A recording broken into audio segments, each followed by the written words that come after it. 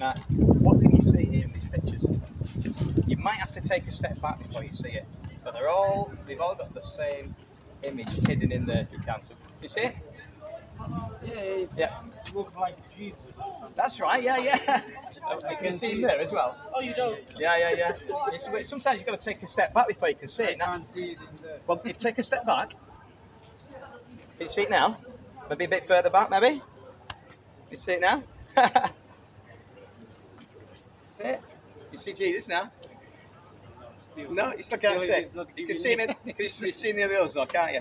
But this is the thing. Sometimes we have to take a step back before we see who Jesus really is. You know, we've heard the stories about the miracles and everything, about him dying, coming back from the dead. But it's only when you take a step back that you actually realise, actually, I get who he is now, and I get why he came. You know, and what's your opinion on Jesus, by the way? I don't believe. You don't believe he was a real person at all? Right, because if you were trying to get a job as like a historian in a museum or whatever, or an archaeologist, if you said, oh, I don't believe in Jesus, they'd say, right, next. They won't employ you because you're denying history. So, because Jesus was an absolute, provable, historical figure. The question is, who was he? That's the question.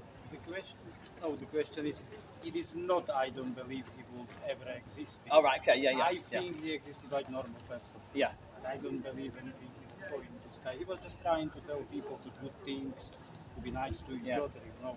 Yeah. I don't believe anything like magical things, you know, or even something. Yeah. I believe he, like historical figure, existed. He was there. Yeah. He was saying people about all this knowledge and everything. They should be nice to each other. Yeah. But I don't believe in any miracles like that. But I only believe what I did. Yeah, well, the other facts about him is that he died as well. He was crucified. He must have done something bad to be crucified, yeah? No, he actually did good to be crucified. Everyone was jealous of him. That's the only reason he got crucified. Now, why did they crucify him? Why were they jealous of him? Because of the miracles he was doing. Now, the other thing is this, the other historical fact is that all his followers claimed to have seen him risen from the dead. That's another fact. I'm not saying he definitely did rise from the dead, but the fact is that his followers said that they'd seen him risen from the dead. That bit is a fact. Now, if they were telling lies, why did they go to their deaths?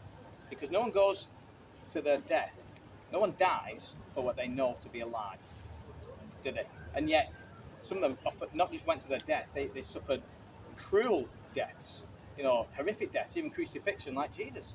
Now, and they were told, stop preaching about the resurrection, otherwise we're going to kill you.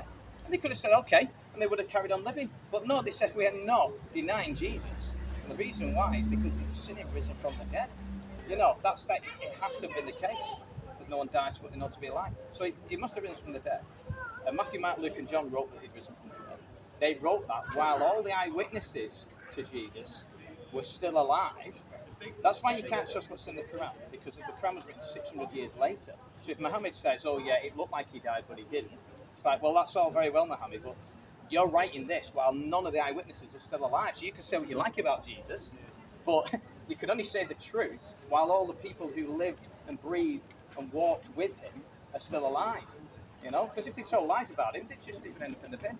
But they must have written the truth, because people regurgitated it, they copied it, they spread it out through all the world, and that's why we can have a portion of the Bible today. Now, would you like a portion of the Bible? So I've got some in my bag there, so I'd be quite happy to give you one for free. No, it's okay. Just give it for somebody. No, listen, mate. I would rather give it to you, brother. I'll tell you what. Just take a leaflet then. A little leaflet. Right, cheers. Thank you, buddy. Take care.